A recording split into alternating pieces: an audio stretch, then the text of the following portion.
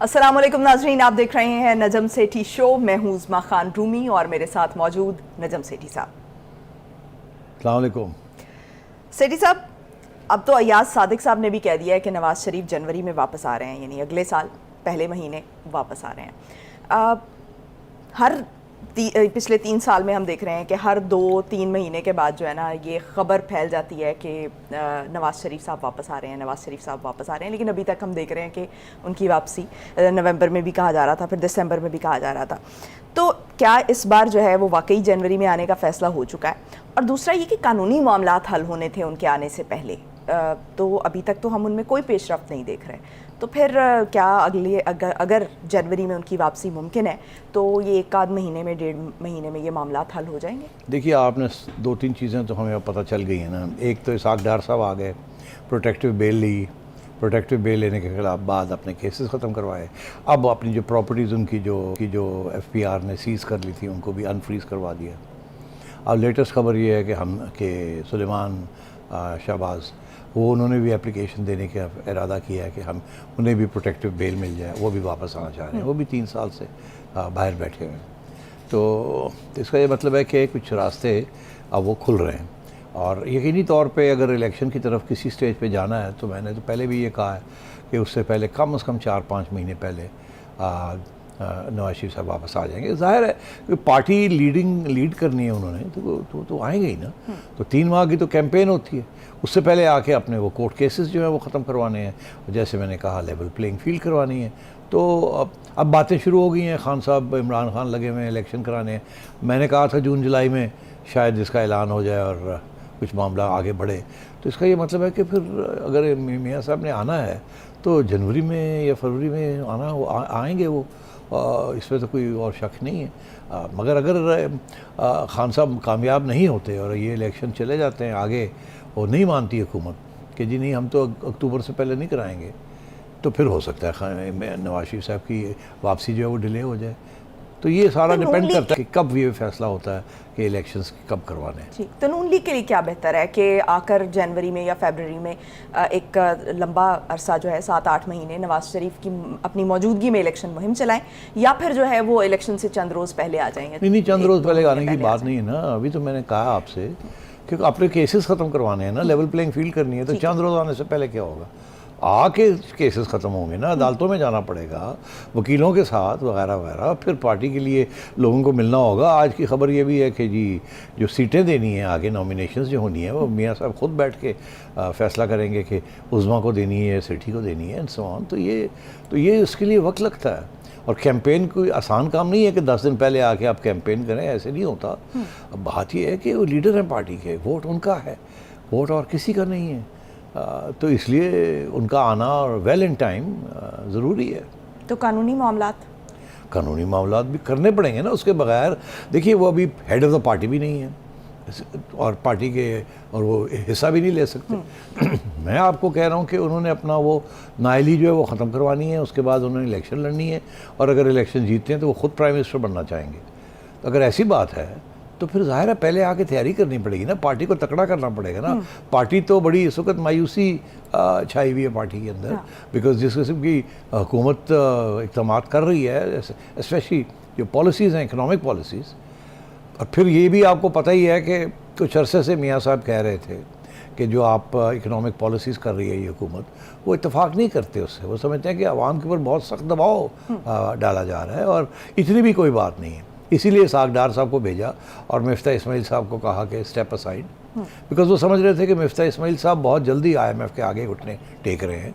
कुछ आवाम का भी सोचना चाहिए। अब इसाक डार साहब आगे, अब पता चल रहा है कितना मुश्किल है ये, क्योंकि अभी तक IMF का प्रोग्राम जो है वो नहीं आया, जो अगली किस्तानी थी 1.1 बिलियन डॉलर्स की। और अब ये कहा जा रहा है कि ये शायद जनवरी फरवरी में ये जाके जो पैसे आने आए हैं। अभी तो डिसएग्रीमेंट शुरू हो गई हैं कि जी जो आपको फ्लड्स के लिए पैसे देने हैं उसका क्या होगा, आपने जो रेवेन्यू कलेक्शंस हैं उसकी शॉर्टफॉल हो रही है, इस किस्म की चीज़ें हो रही हैं। तो बहुत, और फिर ये कि जो पैसे बैरूनी मुल्कों से आने थे वो आए हैं कि नहीं आए, आपके रिजर्व्स का क्या लेवल है। तो अभी तो बातचीत चल रही है। और आपने देखा है इसाक डार साहब इस वक्त बड़ी स्ट्रॉन्ग क्वेश्चनिंग उनको हो रही है कि आपने तो कहा था कि आप वहीं आएंगे और इतनी जल्दी डॉलर जो है 200 रुपये का हो जाएगा, और आपने कहा था ये ब्लीडिंग जो है मैं रोक लूँगा। उन्होंने बहुत मेहनत की है इसके ऊपर, मगर कुछ ऐसे हालात हैं जो कि जब तक IMF का प्रोग्राम के पैसे नहीं आते और उसके साथ दूसरे पैसे नहीं आते तो बड़ा मुश्किल है ये काम। तो ये ना, इसीलिए हुकूमत जो है वो नहीं चाहती फौरी तौर पे इलेक्शंस। अगर ये फौरी तौर पे इलेक्शन हो जाते हैं तो इमरान खान जीत जाएगा।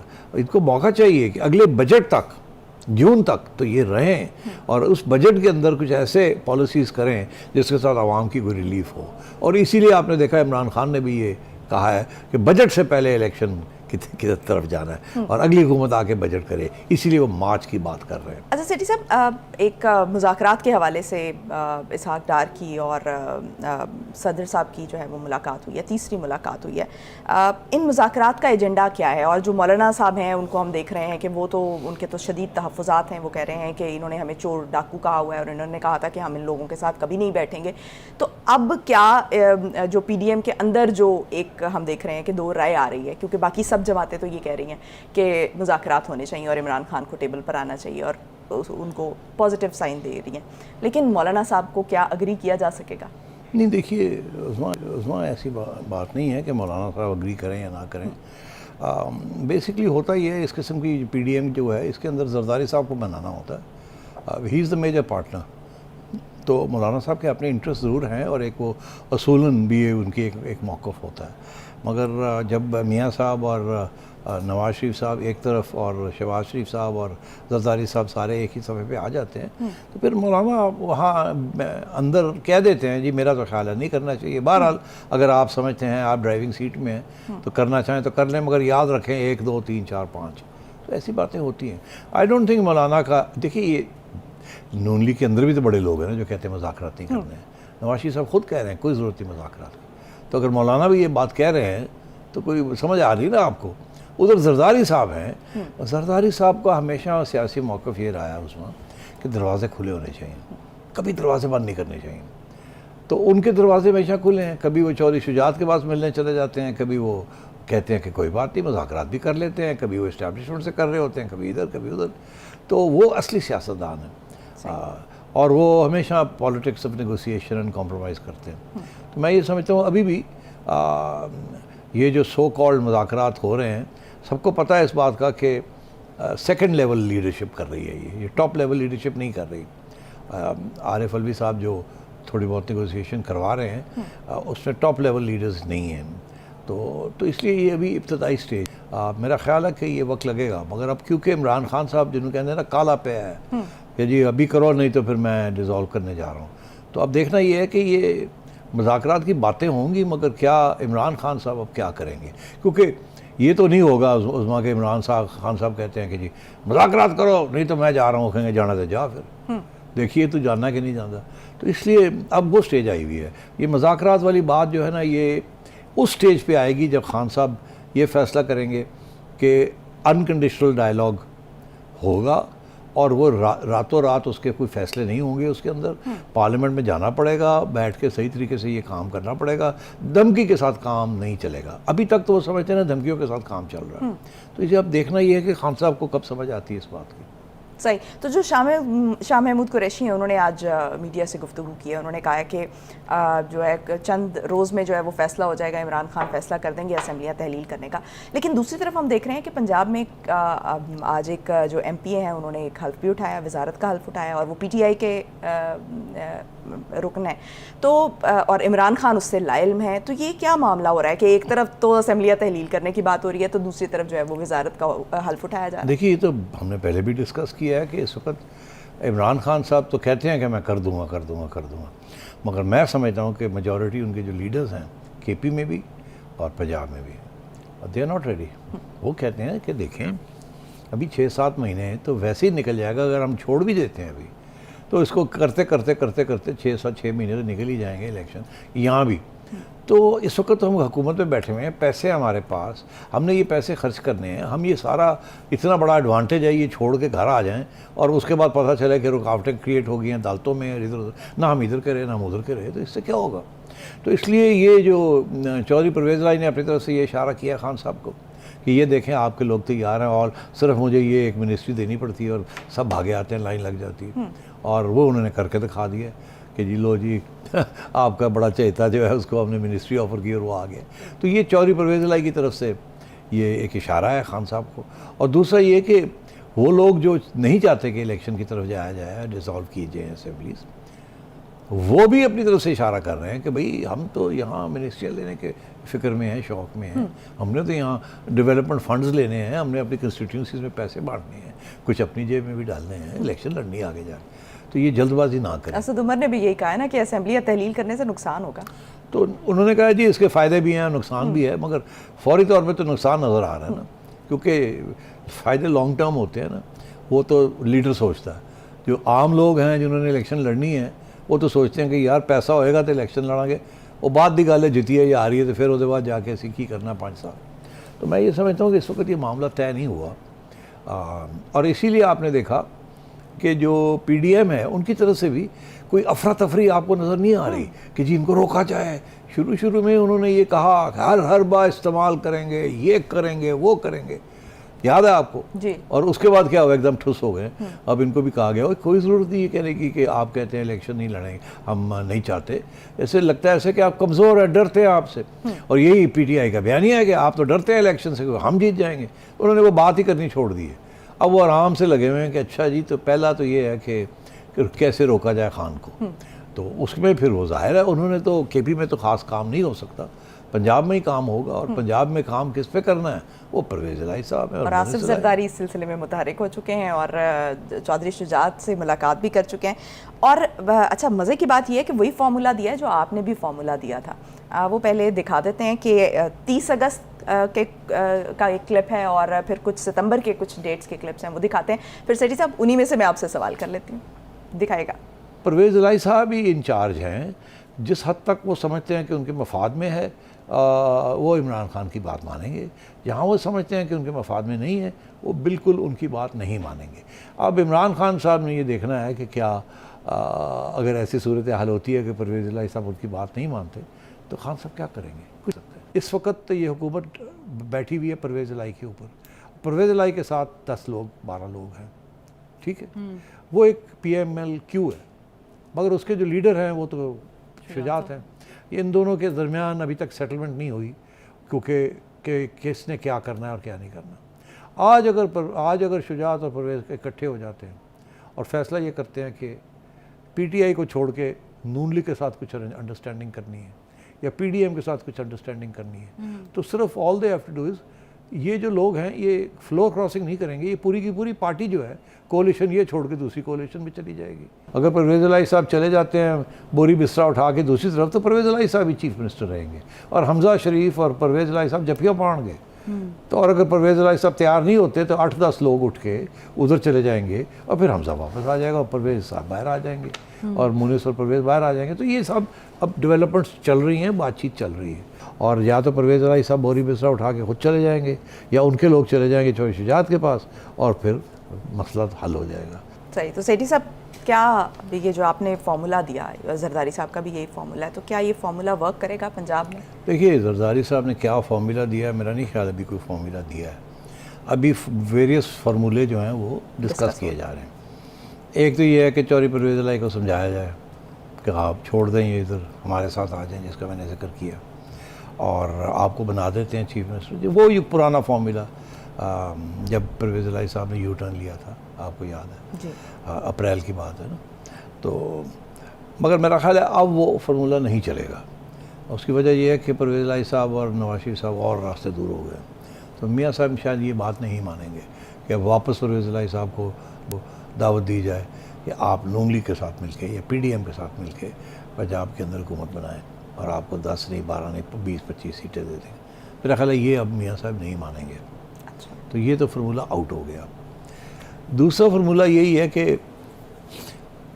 जी अच्छा ठीक है, फिर आप भी ना चीफ मिनिस्टर बने और हमजा भी नहीं बनता, हम किसी और को बना देते हैं जो आपको भी एक्सेप्टेबल हो। इसका मतलब है आपके काम होते रहें, आप इंडिपेंडेंट ग्रुप रहें, आपके काम होते रहेंगे, हम वादा करते हैं इतने पैसे देंगे, इतना ये होगा, डेवलपमेंट में ये हो, और सीट एडजस्टमेंट्स भी हो जाएंगी, मगर आपको चीफ मिनिस्टर नहीं हम बनाएंगे, और ना ही हम हमजा को बनाते हैं, बिकॉज वो कहेंगे लो फेर थे। तो कोई और ऐसा कैंडिडेट, और पीपल्स पार्टी वाले बड़े तेज़ हैं, वो कोई ना कोई अपना कैंडिडेट दे देंगे कि जी चलो ना इधर उधर ना उधर था, सरदारी साहब फिर अपनी गेम भी खेलेंगे।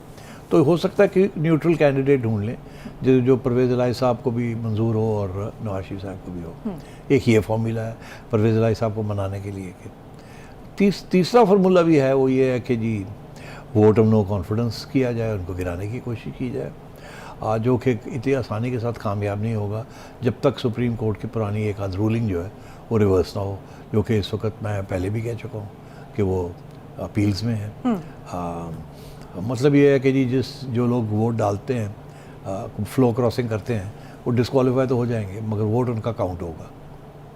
यही पहले अभी सिचुएशन ये है कि वोट भी काउंट नहीं होता, तो वो तो लोग बड़े तैयार हो जाएंगे, रुपया दो तो वोट ना भी वोट काउंट हो जाए तो असी बाहर आ जाने हैं, तो अगली सीट भी दे दो, 6 महीने बाद इलेक्शन होनी है, हम जाके थोड़ा रेस्ट करते हैं, अपनी कंस्टिट्यूंसी तैयारी करते हैं और अच्छा टिकट मिल जाएगा, पैसे भी मिल जाएंगे, वो लोग तैयार हो जाएंगे उसके लिए। मगर अभी वो रुकावट है कानूनी तौर पे, तो उसको चैलेंज में है, उसको प्रेशर आएगा सुप्रीम कोर्ट के अंदर कि रिव्यू करें।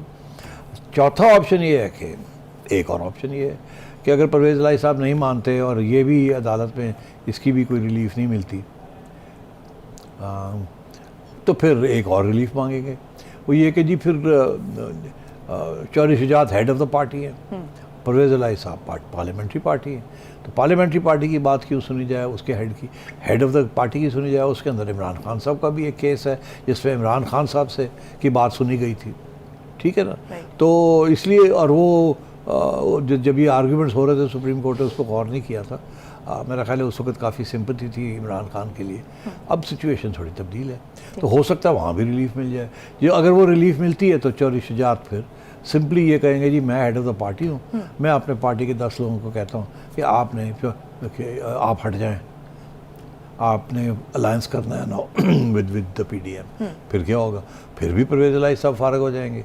तो अगर वो कामयाब हो जाती है वो अपील, तो यहाँ कुछ कानूनी हैं, कुछ सियासी तौर पे मूव्स हो रही हैं, मगर बेसिकली ये है कि परवेज़ इलाही साहब अभी डटे हुए हैं, ना वो हुकूमत डिज़ोल्व करना चाहते हैं, ना वो हुकूमत चौधरी शुजात के वाले या आसिफ ज़रदारी के वाले या नवाज शरीफ के वाले करना चाहते हैं। तो ये कशमकश चल रही है।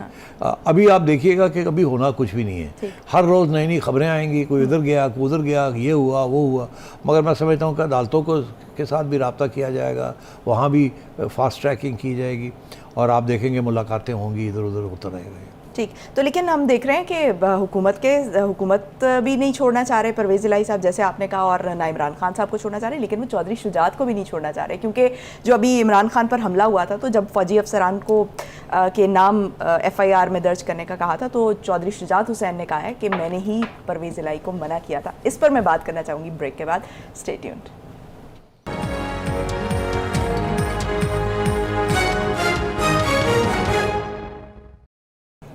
ब्रेक के बाद खुश आमदीद। सेठी साहब, ना तो हुकूमत डिज़ोल्व करना चाह रहे हैं परवेज़ इलाही साहब, ना इमरान खान को का साथ छोड़ना चाह रहे हैं, लेकिन वो चौधरी शुजात हुसैन की बात भी जो है उसको नहीं टाल रहे, क्योंकि जब इमरान खान पर हमला हुआ था और इमरान खान जो है वो अपनी मर्ज़ी के कुछ नाम ऐड करवाना चाह रहे थे FIR में, तो चौधरी शुजात हुसैन कहते हैं कि उन्होंने ही परवेज़ इलाही को कहा था कि फ़ौजी अफसरान के नाम उसमें ना ऐड किए जाएँ।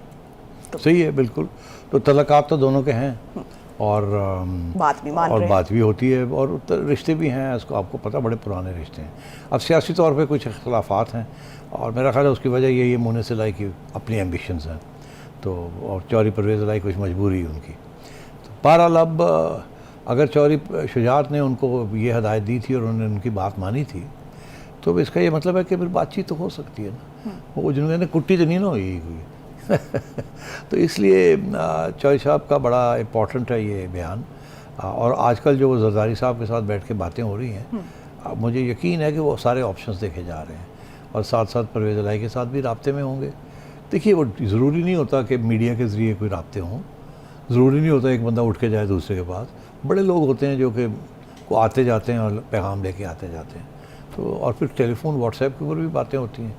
तो ये तल्लकात रहेंगे सियासी तौर पे, और मेरा ख्याल है कोई ना कोई सलूशन परवेज़ इलाही और चौधरी शुजात निकाल लेंगे। ठीक, तो क्या ऐसा पॉसिबल है कि ये सियासी तौर पर जो सियासी कशमकश हमने देखी गुज़श्ता कुछ अरसे में, उसकी वजह से इन्होंने इस तरह से फैसला किया हो कि एक शख्स जो है वो उस पार्टी में चला जाएगा और एक शख्स जो है वो इस पार्टी का साथ देगा, ताकि जो भी सूरत हाल नेक्स्ट बने उसमें जो है वो अपना नहीं, मेरा ख्याल है हमें कोई कंस्पिरेसी थ्योरी की तरफ नहीं जाना चाहिए, ऐसी बात नहीं है। देखिए, चौधरी शुजात जो है ना, उनके बड़े पुराने तल्लुकात हैं सियासत में लोगों के साथ, और उनके बारे में ये कहा जाता है कि वो जो ज़ुबान दे देते हैं तो वो फिर टिकते हैं उसके ऊपर। इसीलिए हर जगह पे आपने देखा ये दोनों भाई कज़न्स हैं, ये दोनों साथ साथ हर जगह पे जाते थे, क्योंकि लोग परवेज़ इलाही को समझते थे बड़ा तेज़ है, चलाक है, मोनिस भी उनको इधर खींच लेता है उधर खींच लेता है, मगर अगर चौधरी शुजात ने कोई बात कर दी है तो बस फिर वो उसके टिके रहेंगे। तो इसीलिए हर जगह भी जब भी नेगोशिएशंस होती थी तो चौधरी शुजात जाते थे, और परवेज़ इलाही साहब बहुत उनकी इज़्ज़त करते हैं, बहुत इज़्ज़त करते हैं, उनकी बहुत बात भी मानते हैं।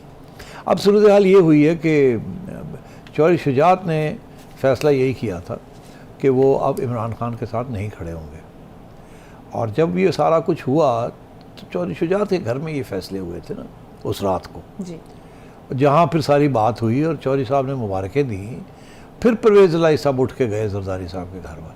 अब चौधरी शुजात बड़े शर्मिंदा हैं कि देखिए यार, मेरे घर में ये हुआ, हाथ पे हाथ रखे, सब कुछ हुआ, दुआएं मांगी गई लंबी चौड़ी, ख्वाजा साद रफ़ीक ने लंबी चौड़ी दुआएं मांगी, पता नहीं कि 100 दफ़ा तो आमीन आमीन आमीन ही होता रहा, वादे वईद हुए। अब वो चौधरी शुजात बड़े ट्रेडिशनल किस्म के आदमी हैं, तो वो ही फील्स कि you know I must stick to my position. अब परवेज़ इलाही साहब एज़ यू नो उनको तो बड़ा शौक़ है अब शुजात साहब तो कभी चीफ मिनिस्टर बने नहीं हुए, आप पता नहीं आपको पता कि नहीं पता, 3 माह के लिए वो प्राइम मिनिस्टर भी बने थे जी। जनरल मुशर्रफ के दौर में, बिफोर शौकत अजीज़ बिकेम प्राइम मिनिस्टर। जमाली साहब गए और चौधरी शुजात आ गए 3 माह के लिए, उसके बाद फिर शौकत अजीज़ साहब आए थे, तो वो तो ऊपर से घूम आए हैं। अब उन्हें इधर से पंजाब साहब का क्या, he is the power behind the throne जो होते हैं, the big statesman, the big politician, तो वो तो अब उनको नज़र आ रही है कि इस्टेब्लिशमेंट के ख़िलाफ़ नहीं जाना। और मैं आपको बता दूं आज जो सिचुएशन है, ये बड़ी इंपॉर्टेंट बात मैं कहने वाला हूँ आपको, वो इस्टेब्लिशमेंट जहाँ थी वहाँ जो डिविजन्स थी वो अपनी जगह, मगर ये जो करंट इस्टेब्लिशमेंट है, इनके 2 बड़े मेजर पॉइंट्स हैं जो कि हर सियासतदान को पता हैं या होने चाहिए, और ख़ुसूसन चौधरी परवेज़ इलाही को पता है और इमरान खान साहब को पता होने चाहिए। वो क्या है एक ये है कि भाई हम मदाखलत नहीं करना चाहते, हमें ना ड्रैग करें, हमारे पास मत आएँ पूछ के लिए। दूसरी बात ये है कि हमारी इस वक्त सारी की सारी तवज्जो जो है ना इकोनॉमिक स्टेबलाइजेशन की तरफ है, जिसके लिए पॉलिटिकल स्टेबिलिटी चाहिए, और जो पार्टी पॉलिटिकल इंस्टेबिलिटी क्रिएट करती है वो ज़ाहिर है हम उसे कोई पसंद नहीं करते, फेवरेट नहीं हो सकती, हमारी फेवरेट नहीं हो सकती, और हमें इस वक्त मईशत को बचाना है, और इसलिए इस हुकूमत को थोड़ी देर चलने दें ताकि ये संभाल ले। अभी अगर आप इलेक्शन मोड में चले जाते हैं तो अगले 6 महीने में तो अफरा तफरी हो जाएगी, पता ही नहीं चलेगा हो क्या रहा है, सारे भाग जाएंगे कि यहाँ तो फिर पागल हो गई पाकिस्तान, फिर इलेक्शन में जा रहे हैं, और ये इलेक्शन जो है ये फिर सेंसस भी होना है और बड़ा कुछ होना है, और इन्होंने फिर वही फिर अदालतों में घूम रहे हैं, वो कोई कह रहा है पहले सेंसस कराओ, कोई कह रहा है ना कराओ, इसके साथ तो मैशत ही चलेगी, वैसे ही बैठी हुई है मैशत। और बाय द वे ये साग डार साहब जो प्रेसिडेंट अलवी को मिलने गए हैं, वहाँ वो यही कहने गए हैं कि देखिए इस वक्त इकोनॉमिक स्टेबिलिटी बड़ी इंपॉर्टेंट है, पॉलिटिकल सर्टेनिटी ये बड़ी इंपॉर्टेंट है, इसको तो आप मेहरबानी करें हमारे साथ तावन करें, हम इलेक्शन की बात करते हैं आपके साथ, मगर ऐसी बातें ना करें जिसके साथ इकोनॉमिक डिस्टेबलाइजेशन हो रही है। IMF अभी आ नहीं रहा है और बड़े मसले बने हुए हैं, डिफ़ॉल्ट का ख़तरा है सारा कुछ, तो ये नेशन की इशू है। ये पाकिस्तान की जो इस वक्त क़यादत है फ़ौज की, वो भी यही कहती है, नो पॉलिटिकल डिस्टेबलाइजेशन, आप लोग आपस में अपने मामले हल करें, तय करें, अगले साल इलेक्शन करा लें, हमें कोई इतराज़ नहीं, जब आप कराते हैं करा लें, मगर ये जो डिस्टेबलाइजेशन है इसको बंद करें।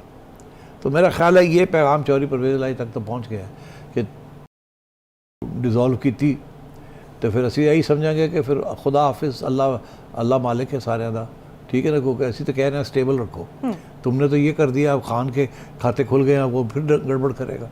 ये पैगाम कहा नहीं जाता, ये समझ आ जाती है कि यही, क्योंकि बड़े पुराने तल्लुकात हैं ना, सबको पता है वहाँ क्या सोच है, तो इसलिए मैं समझता हूँ कि परवेज़ इलाही साहब डिज़ोल्व नहीं करेंगे।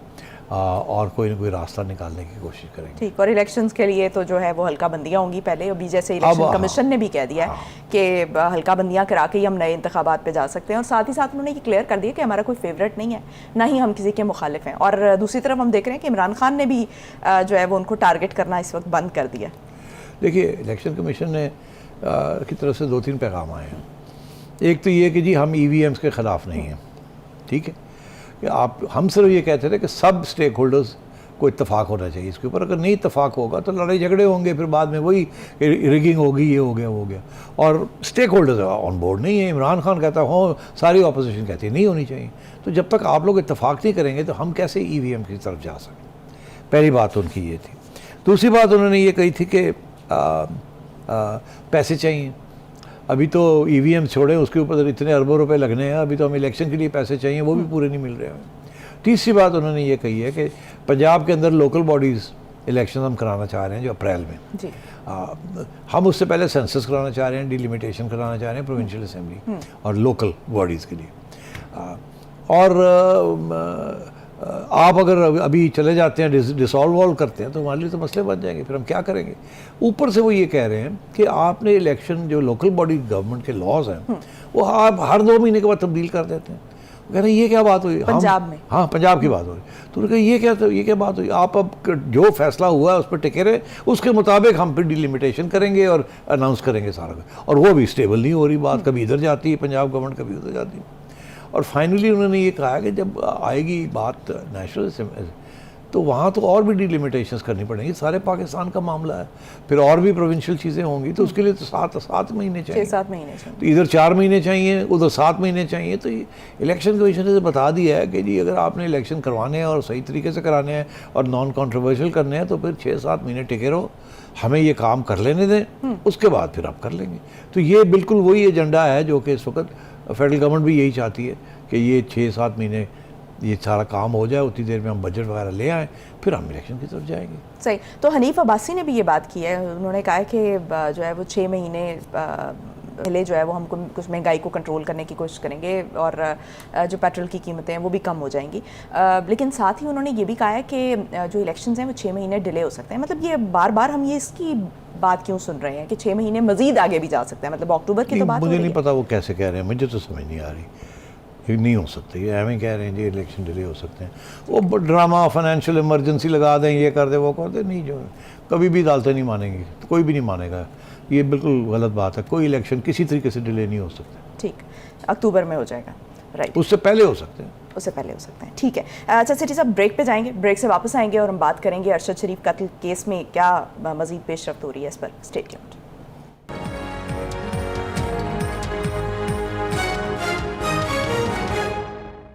ब्रेक के बाद खुश आमदीद। सेठी साहब, आज सुप्रीम कोर्ट के ऑर्डर्स पर जो अरशद शरीफ कत्ल केस है उसमें FIR भी दर्ज हो चुकी हुई है और फैक्ट फाइंडिंग रिपोर्ट भी जो है वो सुप्रीम कोर्ट में जमा करा दी गई है। तो और जो अरशद शरीफ की वालिदा का जो ख़त भी जो है वो लिखा गया है उनकी तरफ से, जो एक एप्लीकेशन दी गई है, उसमें बड़े उन्होंने इंकशाफात किए हैं और साथ ही साथ जो कुछ एक ब्रिगेडियर का नाम भी फैक्ट फाइंडिंग रिपोर्ट में आ रहा है और फैसल वाउडा को भी नॉमिनेट किया गया है। उन्होंने कहा है कि उन्हें हमने कहा था, उन्होंने तो बड़ा प्रेस कॉन्फ्रेंसेस की थी और उन्होंने कहा था कि हमने शवाहिद जमा करा दिए हैं, लेकिन कोई शवाहिद नहीं जमा कराए गए। उन्हें 7 सवाल उनसे पूछे गए थे तहरीरी तौर पर, लेकिन उन्होंने जवाब ही नहीं दिया। तो ये यहाँ काफ़ी सारे इश्यूज़ खड़े हो गए हैं। अब कुछ इश्यूज़ हमने कल भी इस पर तबसरा किया था, आज सारा इकट्ठा कर देते हैं। एक तो ये कि जब ये सब कुछ हुआ तो इमरान खान साहब की तरफ से इल्ज़ाम था इस्टेब्लिशमेंट के ऊपर, नाम नहीं ले रहे थे मगर फिर धमकियाँ दे रहे थे कि ये इस्टेब्लिशमेंट ने कराया। उस वक़्त तो बहुत से फ़लसफ़े और थियोरियाँ चली, कुछ उनमें से अफवाहें थी, कुछ हकीकत निकली। कैसे वो पाकिस्तान से बाहर गए, दुबई में क्या हुआ क्या नहीं हुआ, उसके बाद कीनिया कैसे पहुँचे, फिर वहाँ क्या हुआ। मगर अब बहुत सी बातें कुछ क्लियर हो गई और बहुत सी चीज़ें अभी तक क्लियर नहीं हुई। तो उस वक़्त फिर गवर्नमेंट ने अंडर प्रेशर, इमरान खान ने कहा था कि इंक्वायरी की जाए। गवर्नमेंट ने फिर एक इंक्वायरी कमेटी बनाई जो कि रिजेक्ट कर दी गई। उन्होंने कहा कि जी हम इसको तस्लीम नहीं करते, उसके अंदर कोई, और उसमें से एक ISI के लोग भी थे, उनको निकाल दिया गया, फिर से उसको बनाया गया। FIA और मेरा ख्याल है पुलिस और IB थी। तो फिर वो उन्होंने गवर्नमेंट ने काम तो वैसे करके उन्होंने भेज दिया उनको, उनकी अब फैक्ट फाइंडिंग रिपोर्ट आ गई। उस वक्त शहबाज शरीफ साहब ने एक ख़त भी लिखा था सुप्रीम कोर्ट को कि जी आप कोई कमीशन बनाएं इंक्वायरी की। सुप्रीम कोर्ट ने घास नहीं डाला। उन्होंने कहा जी ये सिविल मैटर है, इसमें हम कहाँ से आए, तो इसलिए करें, हम कोई इन्वेस्टिगेटिव एजेंसी तो नहीं है। तो वो चुप करके बैठे रहे और कुछ नहीं किया। अब सूरत हाल ये है कि उसके बाद ये फैक्ट फाइंडिंग रिपोर्ट आई है, मगर साथ साथ ये भी हुआ है कि वो जो FIR नहीं कट रही थी, और जब नामालूम शख्स के ख़िलाफ़ फिर फाइनली काटी on the orders of the court, अब अदालत ने जब फैक्ट फाइंडिंग रिपोर्ट पढ़ी, अब वो कह रहे हैं कि जी आप इसमें उन लोगों के नाम भी शामिल करें जो कि 3 पुलिसमैन थे। अब जैसे लगता है ऐसे कि टारगेटेड किलिंग थी, क्योंकि फैक्ट फाइंडिंग में भी ये कह दिया कि एक्सीडेंट नहीं था। अगर एक्सीडेंट नहीं था तो टारगेटेड किलिंग थी, अगर टारगेटेड किलिंग थी तो वो पुलिस वाले या इंटेलिजेंस वाले केन्या वाले थे, उन्होंने किया। और उनके क्यों नहीं, उनके नाम क्यों नहीं है, उनकी टेस्टमनी क्यों नहीं है, वो क्यों नहीं, उनके नहीं है, लेकिन वकार अहमद और खुर्रम उनके तो हैं उसका, नाम मगर अदालत उनकी बात नहीं कर रही, अदालत कर रही पुलिस वालों की। अच्छा, तो एक तो ये सारी बात, तो फिर उन्होंने कहा यार ये ठीक नहीं है। जस्ट एक जज साहब तो बहुत नाराज़ हुए हैं, जस्टिस एजाज मेरा ख्याल है, वो तो बड़े नाराज़ हुए हैं कि जी ये क्या आपने किस किस्म की रिपोर्ट दी है, ये नदवी साहब है।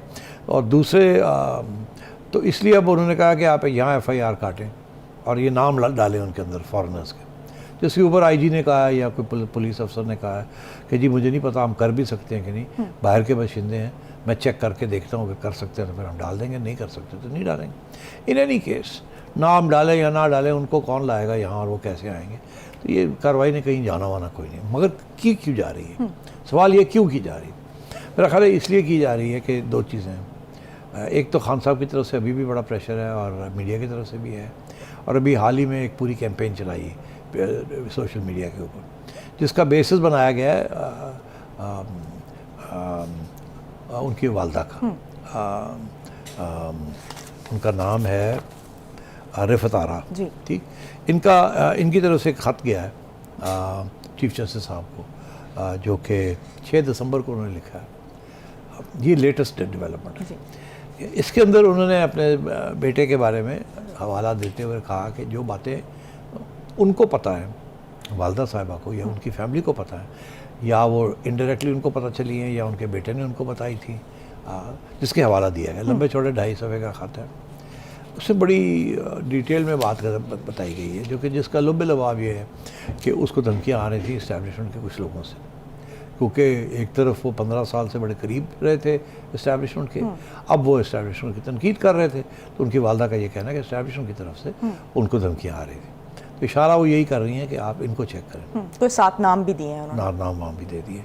अच्छा, अब बात ये है कि अब इसके बाद क्योंकि ये पब्लिक डॉक्यूमेंट हो जाता है तो जुडिशरी के ऊपर बड़ा प्रेशर आ जाता है, वही हुआ है।